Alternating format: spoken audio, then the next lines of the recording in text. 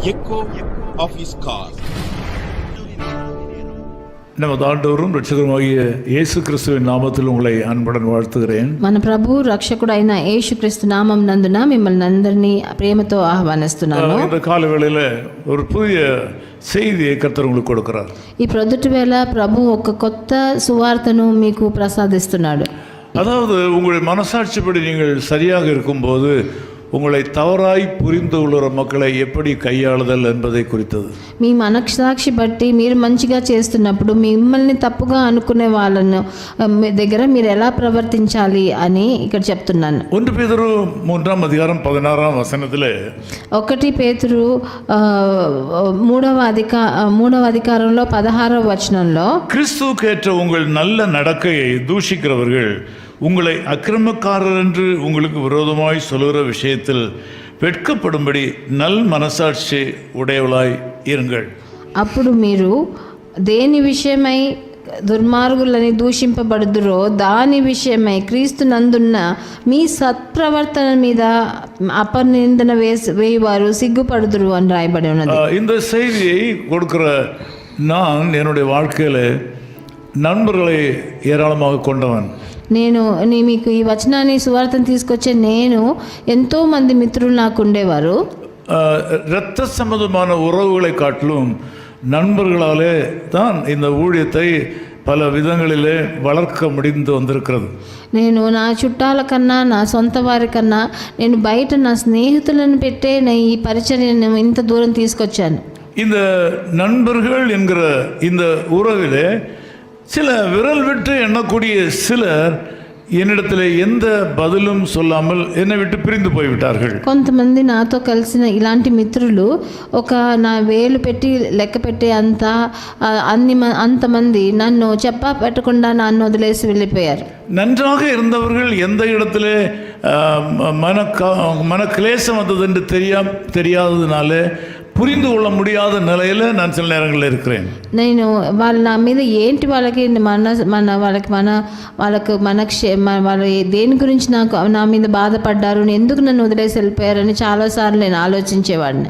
கூட நெருக்கமாக இருந்தவர்கள் அப்படியே பிரிந்து போய்விடுவார்கள். నాతో చాలా ఆప్యాయంగా నాతో సొంత జనంలాగా ఉన్న వాళ్ళు స్నేహితులు ఏమి చెప్పకుండా నన్ను వదిలేసి వెళ్ళిపోయేవారు. அவர்கள் தேடினாலும் கிடைப்பதில்லை. వాళ్ళు ఎంతో వెతికినా వాళ్ళు దొరకలేదు. తర్వాత கண்டுபிடித்தாலும் அவர்கள் மறைந்து ஒளிந்து ஓடி விடுவார்கள். నన్ను ఎక్కడైనా కనిపెట్టానంటే కూడా వాళ్ళు నా దగ్గర నుంచి దాక్కొని నన్ను వదిలేసి వెళ్ళిపోతారు.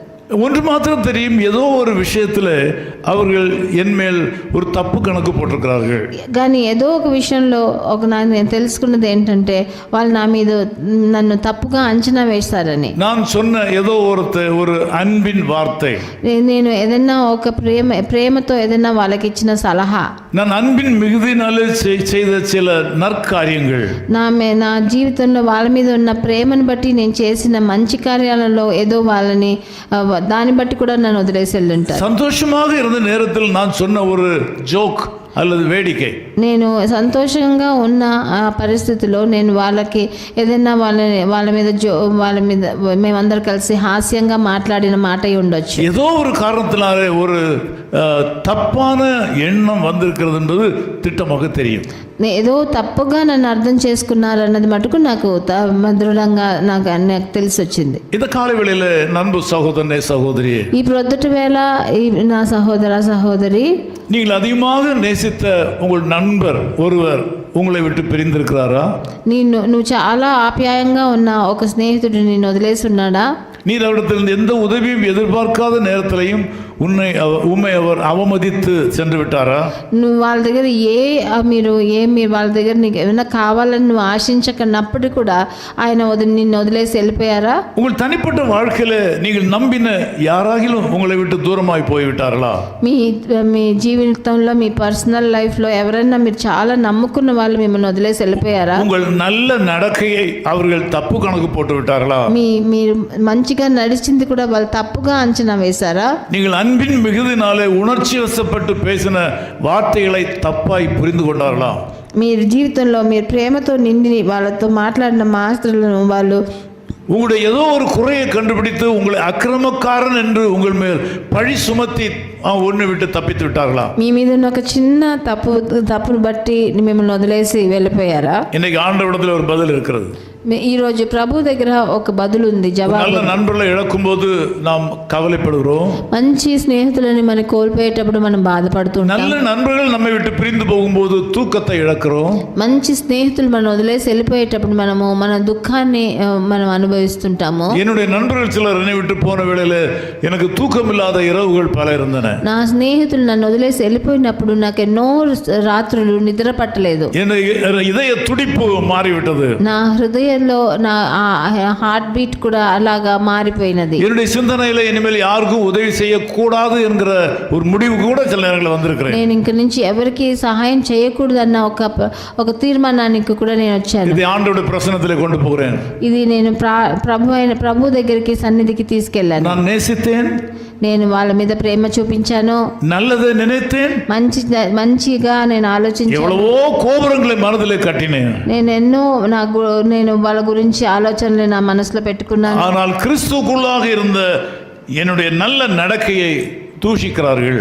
కానీ ప్రభునందు నా నడకను వాళ్ళు తప్పుగా అంచనా వేశారు. என் அக்கிரமக்காரன் நினைக்கிறார்கள். నేను అక్రమం చేసేవాడను అని అనుకున్నారు. நான் என்ன செய்வதென்று ஆண்டவரிடத்தில் கேட்கும்போது, నేను ఏం చేయాలి అని ప్రభు దగ్గర అడిగినప్పుడు உங்களுக்கு சேர்த்து ஆண்டவர் சொல்லுகிற ஒரு செய்தி, మీకు కూడా కలిసి ప్రభు చెప్పే ఈ వార్త ఏంటంటే, கிறிஸ்துவுக்கு ஏற்ற உங்கள் நல்ல நடக்கையை தூஷிக்கிறவர்கள் உங்களை அக்கிரமக்காரர் என்று உங்களுக்கு விரோதமாய் சொல்லுகிற விஷயத்தில் வெட்கப்படும்படிக்கு நல் மனசாட்சி உள்ளவர்களாயிருங்கள்.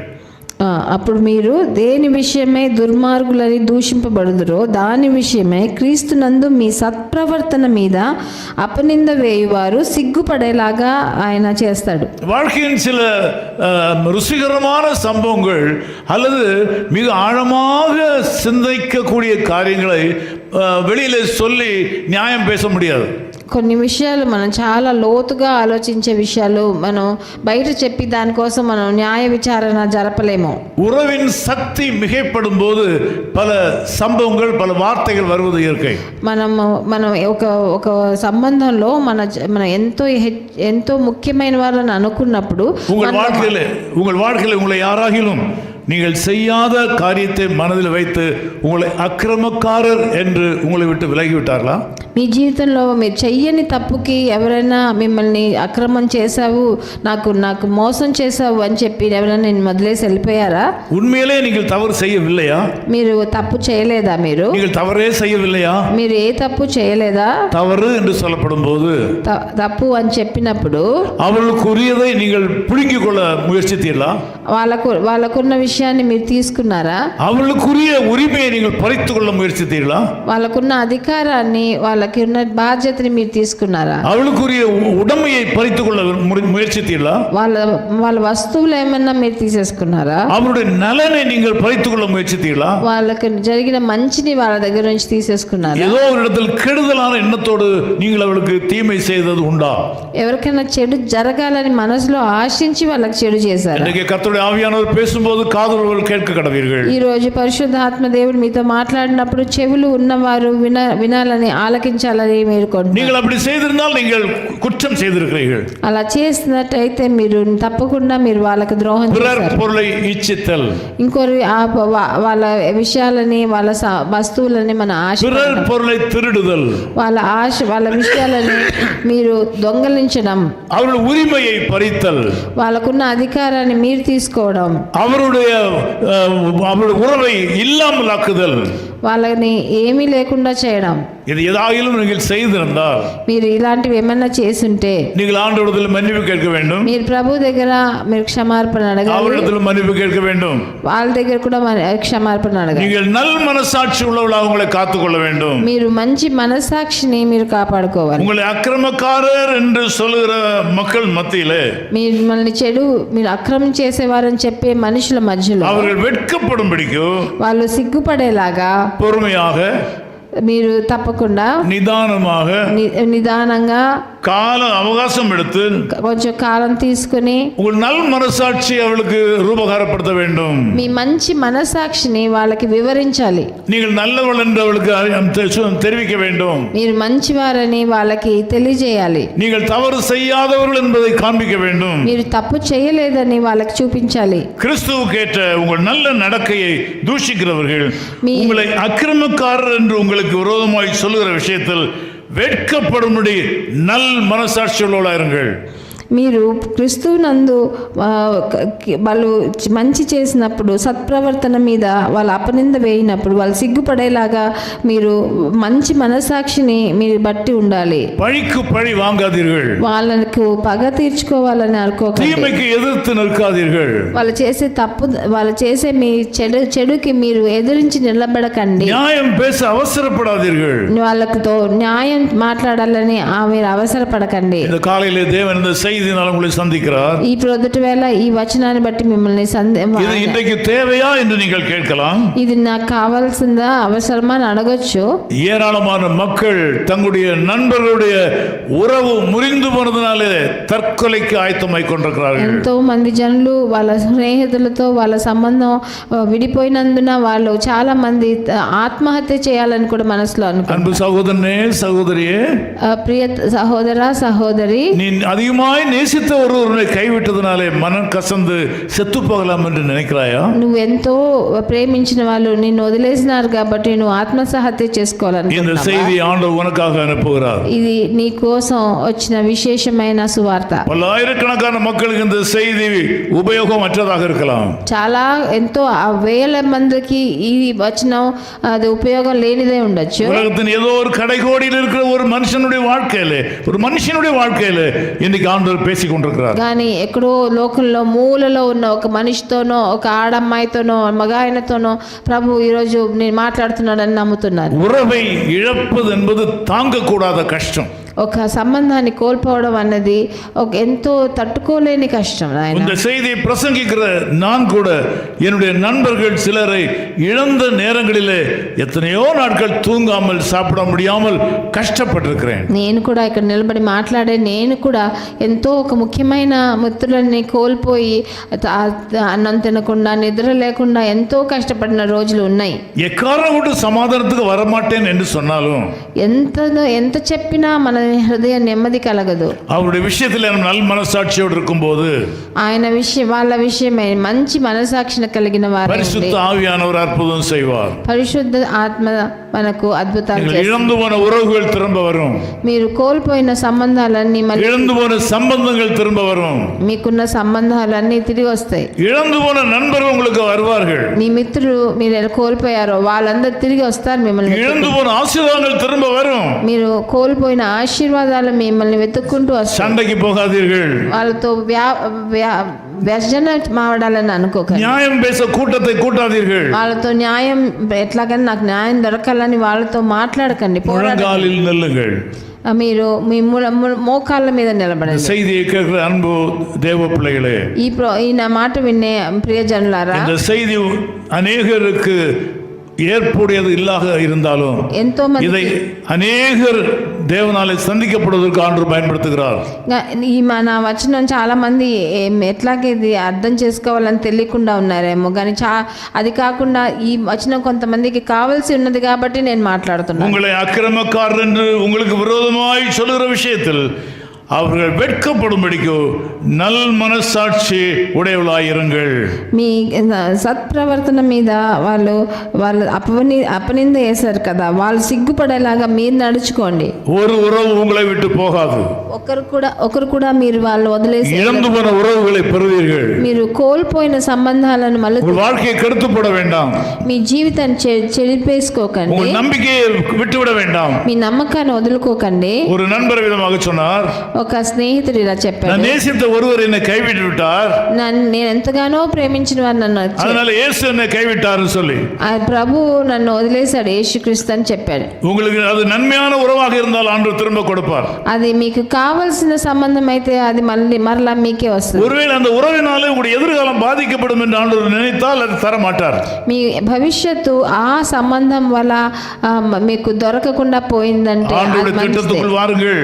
ప్రభు ప్రణాళికలో జీవించడం మొదలు ஆண்டவருக்குள் நல் மனசாட்சியுடையவராக இருங்கள். మీరు ప్రభు నందు మంచి మనసాక్షి కలిగిన వారిగా జీవించండి. உங்களை அக்கிரமக்காரர் என்று தவறாக புரிந்து கொண்ட மக்கள் உங்களிடத்தில் வரும்படியாக முழங்கால் நின்று ஜெபியுங்கள். మిమ్మల్ని చెడు చేసేవారు తప్పుగా అంచనా వేసిన వాళ్ళు మనసు మారి మీ దగ్గర రావాలని మీ మోకాళ్ళ మీద నిలబడి ప్రార్థించండి. நான் அப்படியாக ஜெபித்து எத்தனையோ மக்களை நான் வசப்படுத்தி இருக்கிறேன். అలాగా నేను చాలా మందిని నా జీవితంలో వాళ్ళ కోసం ప్రార్థన చేసి నా వశంగా తిప్పుకున్నాను. இயேசு கிறிஸ்துவின் ஆவியினாலே அவளை வசப்படுத்தி இருக்கிறேன்.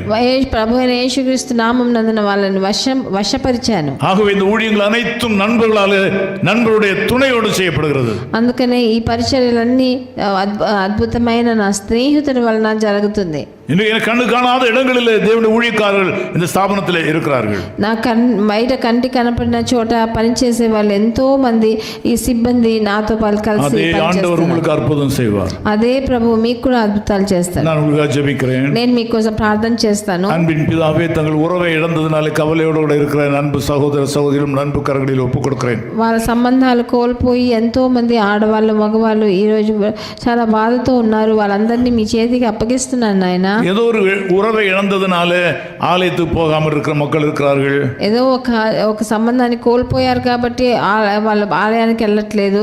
தாங்கள் வளர்த்து வந்த ஒரு அன்பில் இருந்து யாரோ ஒருத்தர் வழி தவறி போய்விட்டதுனால ஜெபம் பண்ணவும் வேதத்தை வாசிக்கவும் விருப்பம் இல்லாமல் அநேகர் இருக்கிறார்கள்.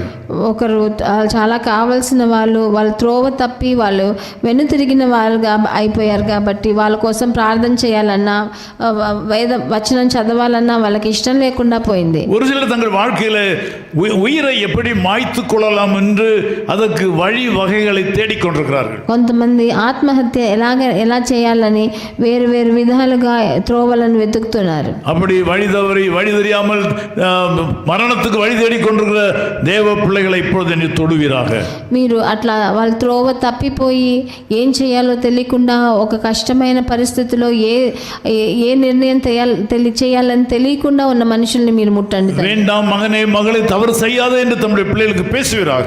తప్పు చేయకు కూతురా కొడుక అని మీరు వాళ్ళ మీద చేయి వేసి மற்றவருடைய உறவை விட உன்னுடைய உயிர் முக்கியம் என்று நான் சொல்லிக் கொடுப்பீராக. మిగతా వాళ్ళ సంబంధం కన్నా నీ ప్రాణం చాలా ముఖ్యం ప్రభుకి తెలిపించండి. యేసు క్రీస్తువిன் నామத்தில் జెబిக்கிறோம் పితావే. అద్భుతాలు చేయండి ప్రభు అయిన యేసుక్రీస్తు నామం నందున వేడుకుంటున్నాం తండ్రి. ఆమేన్. His call minister is 10 Muhammad Abdullah 2nd Street, opposite International Cricket Stadium, Chepauk, Chennai 600005, India. Phone 914428528282. Mobile phone and WhatsApp 919841271858. Email sam@echoofhiscall.org. Website www.echoofhiscall.org. God bless you.